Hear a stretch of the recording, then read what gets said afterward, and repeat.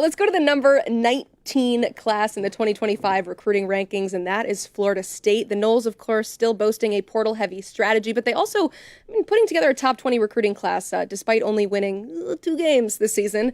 The highlights there include Kevin Wynn on the defensive line, also edge LeJesse Harold. So Florida State does look to the portal to find its next quarterback. Again, this time it is Thomas Castellanos, so a lot of new pieces. But, man, those outgoing talents is definitely taken a hit to Florida State and what they have coming in next season. But overall, you look at the pieces that they're adding.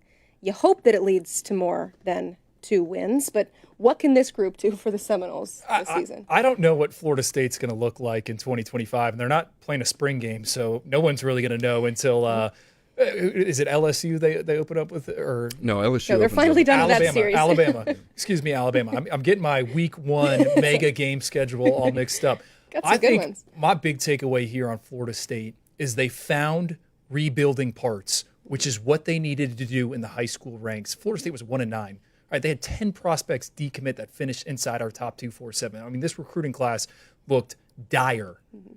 Mike Norvell finds a way to rally, and he does it at some very important positions. Kevin Wynn, call him a heavy stump, right? He's a big Chevy in the middle. That guy holds up traffic. He was awesome at the Navy All-American Bowl. He's someone that not only can give you snaps in 2025, but he is a staple of your defense moving forward, right? They go out and they get Tyon Lee, a local pass rusher. They flip him from Ole Miss. Hey, you mentioned LeJesse Harold. That's a traits-heavy pass rusher. At running back, Usman Kroma.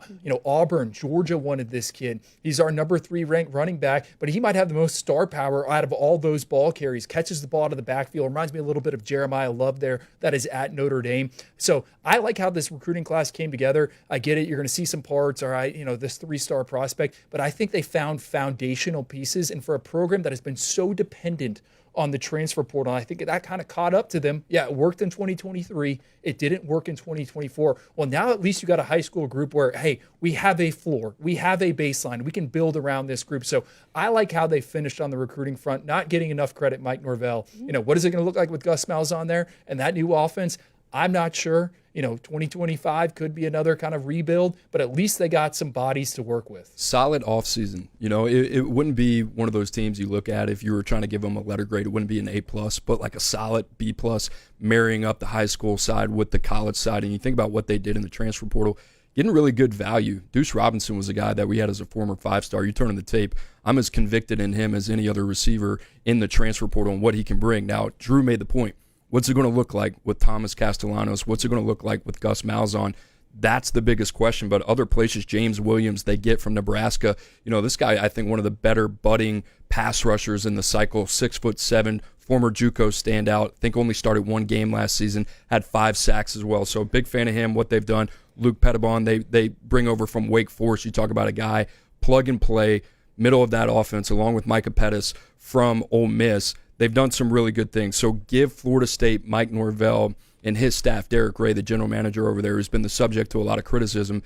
They've done some good things this cycle, but they got to win this year, and it really, really hinges on Thomas Castellanos. And I'll say this, one of the more exciting players when it's going well. They're going to have to tailor this thing around his talents. Don't try to fit him in something that really doesn't fit his skill set. So it's going to come down to Gus Malzahn, Thomas Castellanos. Was he going to have some receivers to throw to? I mean, Jordan Scott, number 2 ranked junior college wide receiver. They compare him to Johnny Wilson. Did you bring up Deuce Robinson? He's like one of your favorite players. I did. I must have spaced out there for a second. And then Hakeem Williams, right? Yeah. Former 5-star. He's still on the roster. They will have the ability to throw the football around a little bit. Thomas Castellanos, go back to his recruitment. Some people viewed him as a running back. When I watched Boston College this year, he's much better of a passer than I thought. So I think they're going to have the ability to be more than just some option read team. 2 years ago, Castellanos had over 1,000 yards rushing. Last year, he had just over 300. I want to know what version of Thomas Castellanos we're going to get, what Gus Malzahn thinks. All right, what is the most profitable version for Florida State of Thomas Castellanos? And that's kind of, like I said, that's going to be the biggest piece of the puzzle for the Noles. Have you sensed a mindset shift and a strategy shift? You said that you're impressed with what their general manager has been able to do in terms of digging a little bit more into that high school recruiting. Where have you seen that change with their talent acquisition strategy for this year? They got caught with their hand in the cookie jar with the portal, and I don't blame them. The way they were hitting, it just wasn't sustainable. And last year you saw really kind of the fall from grace there in terms of being able to hit in free agency year over year. When you're talking that mass quantity of players, it's very difficult.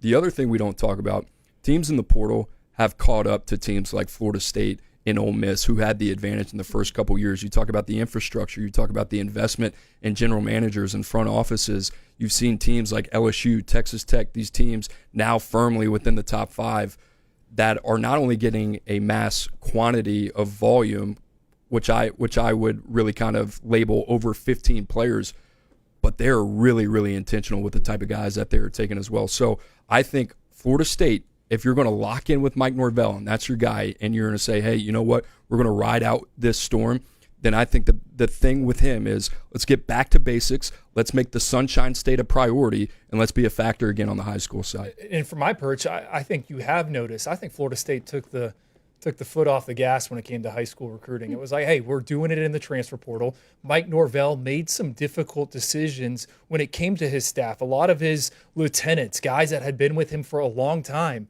that had stuck with him.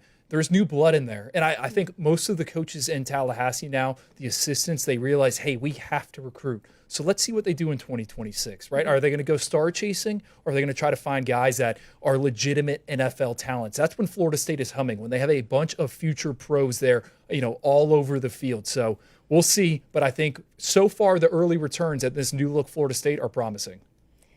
It is the lifeblood of the sport. Recruiting still so important. And our guys at Noles247.com have you covered on all things Florida State throughout the offseason, throughout the regular season. Those guys have had you covered on all the various things that are happening with the new players coming in, players leaving, and then new coaches, of course, coming in and new coaches leaving.